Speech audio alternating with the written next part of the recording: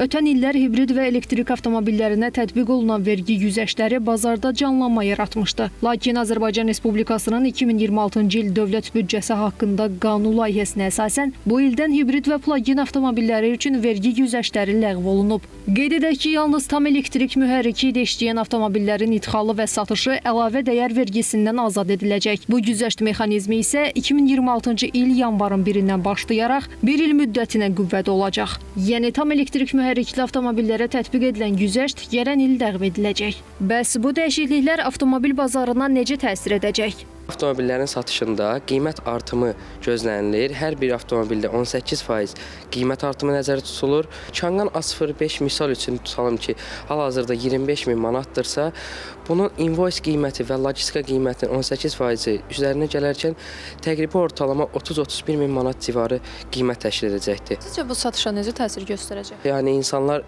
daha çox Çin avtomobillərini qiymət aşağı olduğuna görə alırdı. Düzdür, əvvəl satış 2 olubsa 1 olmağı da gözlənilir. Amma yenə də ki, insanlarda mən bir o qədər də zəif gözləmirəm. Çünki Çin bazarda yerini çox yaxşı tutubdur.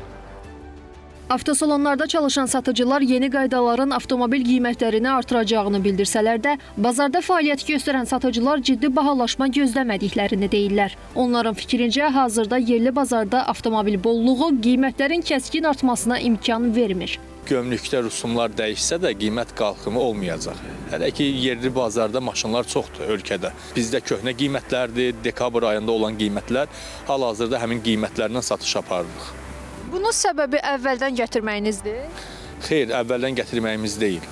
Yəni ki, bugünkü gündə onsuz da gömrük dəyişib, qiymət gömrükdə cüzi fərq eləyir. Neçə faiz artıb? 5%, 10%.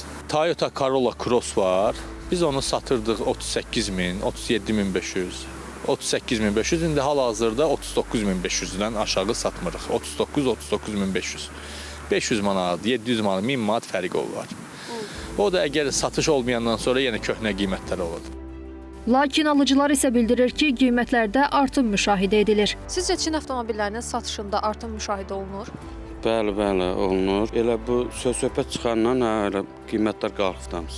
Nə qədər məsələn? Baxır da maşınlar 4-5 min zat belə görür ki, qalxdı. Çin maşınları yerli bazarı məhv eləməyə doğru gedir. Mən belə fikirləşirəm. Mən alıcı kimi gəlmişəm. Baxırıq ki, elə bir alıcı bizikdə hal-hazırda yoxdur bazarda alıcı. İqtisadçı ekspert Xalid Kərimlinin sözlərinə görə isə bu dəyişikliklər sözügedən avtomobillərin idxal göstəricilərinə təsirsiz ötüşməyəcək. 2025-ci ildə idxal rekord rəqəmlərdə idi. 2024-cü illə müqayisədə ölkəyə avtomobil idxalı 30%-dən çox artmışdı. Nəticə etibarilə indi idxal qiymətlərinin artması tələbatı bir qədər aşağı salacaq. İkinci aspekt hibrid və elektrik mühərrikli avtomobillərə vergi güzəşti, xüsusən də hibrid mühərrikli avtomobillərə vergi güzəşti alıcıların davranışını dəyişmişdi. Demək olar ki, daxili yanma mühərrikli avtomobillərin bazara gətirilmə həcmində ciddi azalma var idi və strukturda da hibrid mühərrikli avtomobillərin payı kəskin artmışdı. Bu nisbət də 2025-ci il kimi olmayacaq, dəyişəcək, vətəndaşlar tədricən daxili yanma mühərrikli avtomobillərə də marağı artacaq. Ümumiyyətlə, bu dəyişikliklər həm idxalı bir qədər azaldacaq, həm də eyni zamanda daxili bazarda avtomobillərin qiymətinə artırıcı təsir göstərəcək. İkinci əl avtomobillər də bir qədər bahalaşacaq.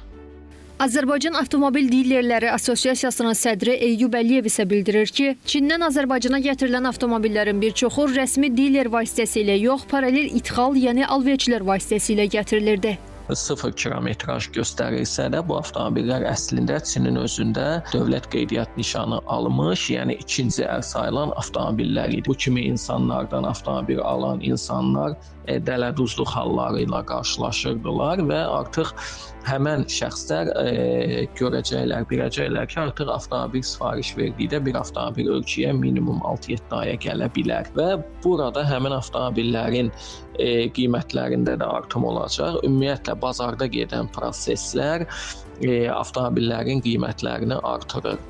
İlin əvvəli də olduğu üçün ilin əvvəlində beynəlxalq yük daşımalarda sıxlıqların olduğunu nəzərə alsaq, bunun özü də qiymətlərə birbaşa təsir göstərəcək. Güzəştlərin həcmi dəyərində rəsmi dillərlərdə artımlar var. Digər səbəblərə görə rəsmi avtomobil ixalçılarında heç bir artım müşahidə olunmur. Amma qeyri-rəsmi, yəni paralel ixal vasitəsi ilə kiçik salonlar, fərdi şəxslər tərəfindən ölkəyə gətirilən avtomobillər nəinki 2026-cı il yanvar ayının 1-dən, hətta bu xəbərlər təsdiqlənəndə dekabr ayının ortalarından artıq həmin şəxslərdə avtomobillərin qiymətlərində artımlar müşahidə edildi. Əlbəttə ki, bu süni artımlar idi.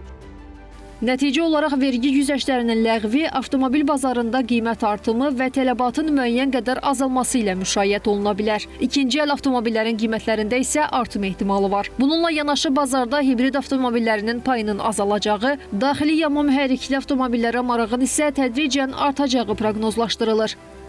Rəbiyə Əhmədova, Əskər İbrahimli, APA TV.